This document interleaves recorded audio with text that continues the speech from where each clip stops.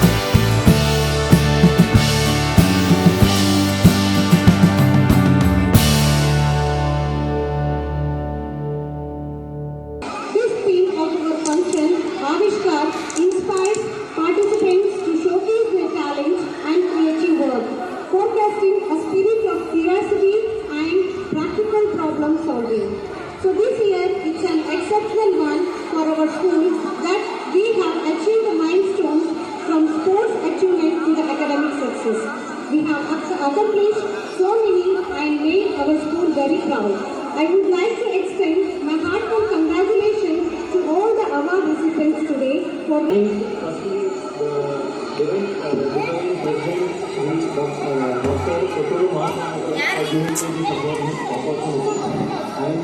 the Vice President, Shri Channabasava Swami, and all the dignitaries, and ತುಂಬ ಮಕ್ಕಳಿಗೆ stress, ಚಿಕ್ಕ ಚಿಕ್ಕದಕ್ಕೆ ಅವರು ಟೆನ್ಷನ್ ಆಗೋದು, ಚಿಕ್ಕ ಸಮಸ್ಯೆಗಳಿಗೆ ಎದುರುಗೊಳ್ಬೇಕು. ಮಕ್ಕಳ ತಂದೆ ಪೋಷಕರಾಗಿ ಅದನ್ನ ಪ್ರೋತ್ಸಾಹ ಮಾಡಬೇಕು.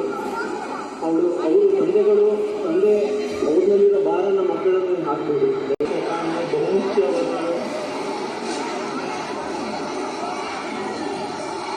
ಸುಂದರ ಶಾಲೆ ಸುಭದ್ರ ಭವಿಷ್ಯದ ಮುನ್ನಡೆಗೆ ಈ ಒಂದರ ಶಾಲೆ. ಜ್ಞಾನವನ್ನು ಒಂಟಿಯಾಗಿ ಪಡೆಯಲಾಗುವುದಿಲ್ಲ, ಅದೇ ರೀತಿಯಾಗಿ ಭಕ್ತಿ ಇಲ್ಲದೆ ಮುಕ್ತಿಯನ್ನು ಪಡೆಯಲಾಗುವುದಿಲ್ಲ. ಹಾಗೆಯೇ ಗುರುವಿಲ್ಲದೆ ನಾವು ಜೀವನದಲ್ಲಿ ಏನು ಪಡೆಯಲಾಗುವುದಿಲ್ಲ ಎಂಬ ಮಾತನ್ನು ಹೇಳುತ್ತಾ ನನ್ನ ಒಂದೆರಡು ಅನಿಸಿಕೆಗಳನ್ನು ಹೇಳಲು ನಾನು ಇಚ್ಛಿಸುತ್ತೇನೆ. ಸೆಲೆಕ್ಷನ್ ಆಗಿ ಇಂದು 9ನೇ ತರಗತಿಯಲ್ಲಿ ಕೂಡ ಅಭ್ಯಾಸವನ್ನು ಮುಂದುವರಿಸುತ್ತಿದ್ದಾಳೆ.